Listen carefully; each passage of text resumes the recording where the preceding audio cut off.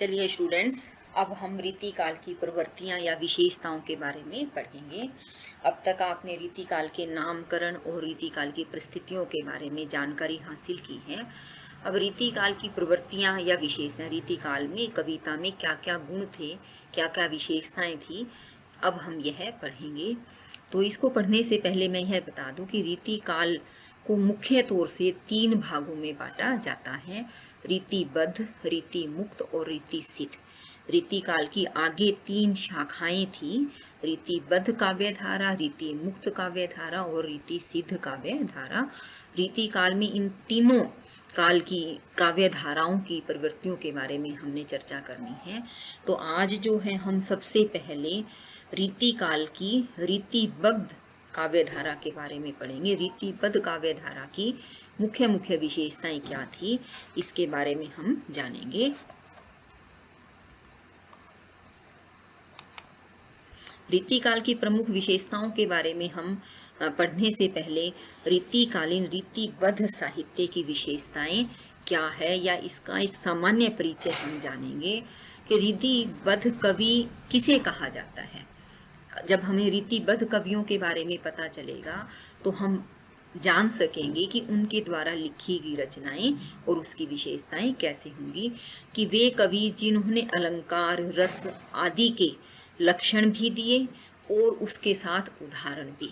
इस प्रकार ये कवि भी हैं और आचार्य भी हैं। अर्थात जिन्होंने, लक्षण का अर्थ क्या है कि जैसे किसी चीज का आप ये कह सकते इस चीज के बारे में गुण इतने हैं। मान लो आप कोई फॉर्मूला सीखते हैं तो उस फॉर्मूले में क्या क्या है, ये इसको हम लक्षण कहते हैं। और उस फॉर्मूले के एग्जाम्पल देना, उदाहरण देना, ठीक है। तो इन कवियों ने क्या किया कि रीतिकालीन साहित्य में जो जो लक्षण होने चाहिए, जो जो गुण होने चाहिए, वो भी दिए, वो भी बताए और साथ में उनके उदाहरण भी।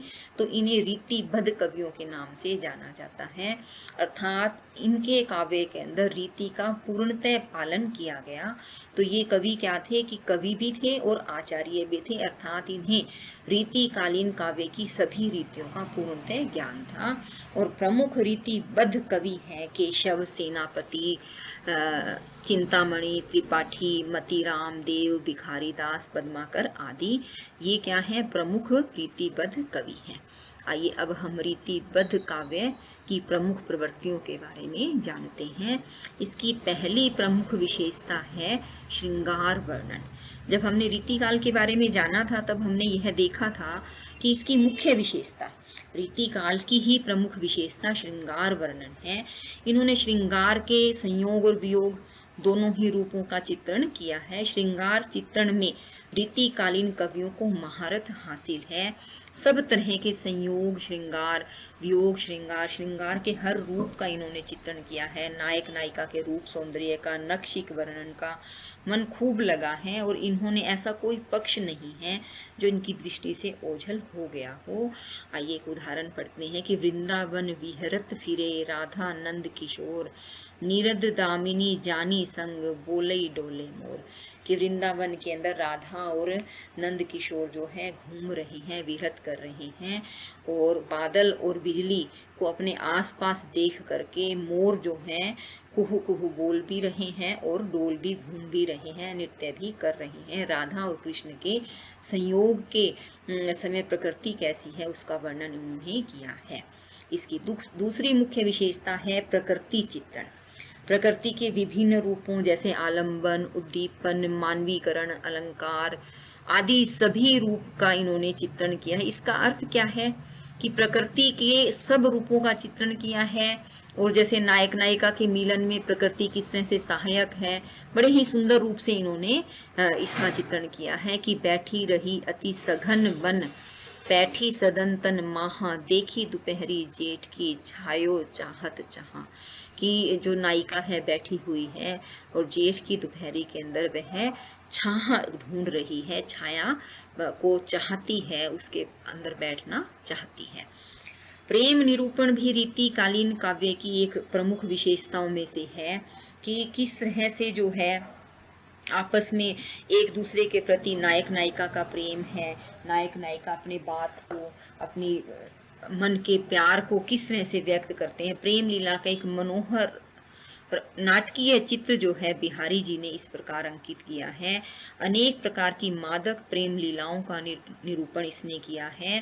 प्रेम के संयोग पक्ष के अंतर्गत भी और प्रेम का वियोग पक्ष भी, और नायक नायिका के प्रेम में किस तरह का एक नाटकीय चित्र जो है इस उदाहरण के माध्यम से व्यक्त किया गया है कि बतरस लालच लाल की मुरली धरी लुकाए, सोह करे बोहनु हंसे, दैन कहे नट जाए। कि बातों के लालच में कृष्ण की मुरली को छिपा करके रख दिया है। सोह करे बोहनु हंसे, कि आपस में सौगंध दे तो उनकी बूहें भी हंसने लगती हैं, और जब देने की बात कहे तो नट जाती है। कि राधा जी कृष्ण से बातों के लालच के लिए मुरली को छिपा करके रख देती हैं। प्रेम के हर रूप का बड़ा मनोहारी, बड़ा ही सुंदर चित्रण रीतिकालीन कवियों ने, रीतिबद्ध काव्यधारा के कवियों ने किया है। इस युग के कवियों की एक मुख्य विशेषता यह भी है कि आश्रय दाताओं का यशोगान, कि जिसका खाना उसका गाना। अपने आश्रय दाताओं, कभी जिसके आश्रित कवि हैं उस कवि के बारे में भी, जिस राजा के बारे में ये इसके आश्रित कवि हैं उस राजा का बड़े ही सुंदर ढंग से आप ये कह सकते हैं उनकी प्रशंसा में, उनकी तारीफ में कविताएं लिखना इस युग के कवियों की प्रमुख विशेषता है। कि जैसे ही अपने राजा को कहीं पर भी हताश उदास देखते हैं तो उसकी प्रशंसा में कविता रचना लिखते हैं। किस राजा के बारे में लिखते हैं? जिसके ये राज कवि होते हैं, जिसके महल में आश्रित रह करके ये वहाँ पर अपना जीवन यापन करते हैं। कि रहती न रण जैसी मुख लखी लाखनों की फौज, जांची निखा निराखरू चले ले लाखनों की मौज। कि जयसिंह राजा के बारे में प्रशंसा करते हुए कहते हैं कि उनका मुख देखने के बाद भी लाखों की फौज ठहरती नहीं है। युद्ध भूमि के अंदर अगर राजा जयसिंह जाकर खड़े भी हो जाते हैं तो लाखों की फौज जो है वहाँ ठहरती नहीं है, वह तुरंत भाग जाती है।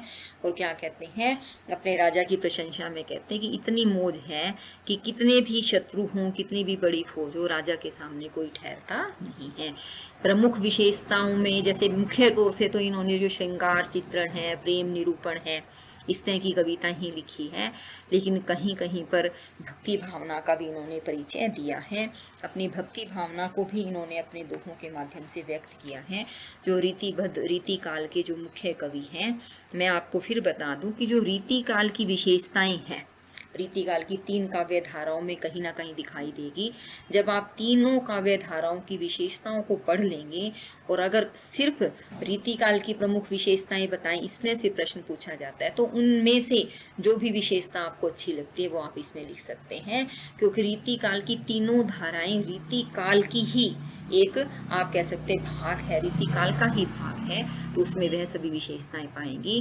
भक्ति भावना में दास्य, विनय, सख्य, माधुर्य आदि भक्ति भावों की अभिव्यक्ति हुई है। और राधा जी से प्रार्थना करते हुए जो है कवि ने अब कहा है कि मेरी भवबाधा हरो, राधा नागरी सोई, जातन की झाई परे, श्याम हरित दूती होई। कि तुम्हारी छाया पड़ने मात्र से श्याम जो है, हरित दूती का अर्थ क्या है कि उनके ऊपर एक चमक सी आ जाती है, हरे हो जाते हैं। जैसे कहते हैं ना किसी को देखने से हम हरे हो जाते हैं, हे राधा रानी तुम्हारे को देख करके तो श्याम सुंदर भी हरे हो जाते हैं, खुश हो जाते हैं, उनके अंदर चमक आ जाती है। तो हे राधा नागरी, हे चतुर राधा रानी, मेरी भी भवसागर की बाधा को दूर करो। इसी तरह से क्या कहते हैं नीति भावना है, नीति परक दोहे भी इस युग के कवियों ने लिखे हैं। कि नर की अरु नल नीर की, अर्थात नल से निकलने वाले जल की और मनुष्य की एक जैसी गति होती है। जितना वो नीचा होकर के, नीचा होने का अर्थ क्या है, विनम्र होकर चलता है, वह उतना ही ऊपर उठने लगता है। कहते हैं कि जल जो है जितना नीचा होता है उतना ही अधिक मीठा हो जाता है। ऐसी ही मनुष्य जो है विनम्र होकर के अपने आप को ऊपर उठा सकता है। इसमें नीति भावना में मानवता का भाव भी दिखाई देता है। अब इस काल की जो भाषा के बारे में है वह हम जान सकते हैं कि प्रमुख साहित्यिक भाषा ब्रज भाषा है। ब्रज भाषा का उत्कर्ष इस काल के रचनाओं में दिखाई देता है। इसका कारण क्या है कि ज़्यादातर प्रेम और श्रृंगारिक रचनाएं हैं, प्रेम भाव प्रकट करने वाली रचनाएं हैं, और ब्रज भाषा को एक मीठी भाषा के रूप में कहा जाता है। तो कवि क्या कहते हैं कि अलंकार प्रियता है, इनकी सजीव भाषा है, भाषा में बड़ी सजीवता है, माधुर्यपूर्ण प्रेम भाव वाली भाषा है। इस युग में ब्रज भाषा का उत्कर्ष दिखाई देता है, अर्थात ब्रज भाषा को एक अलग रूप, अलग पहचान इसमें दिखाई दी थी। अलंकारिकता इस युग के कवियों की कविता की प्रमुख विशेषता है। आपने जब शुरू में नामकरण पढ़ा था तब भी आपने देखा था कि जो है इसका नाम जो है वह अलंकृत युग रखा गया था, क्योंकि इस युग के कवियों ने अलंकारों का बहुत अधिक प्रयोग किया है।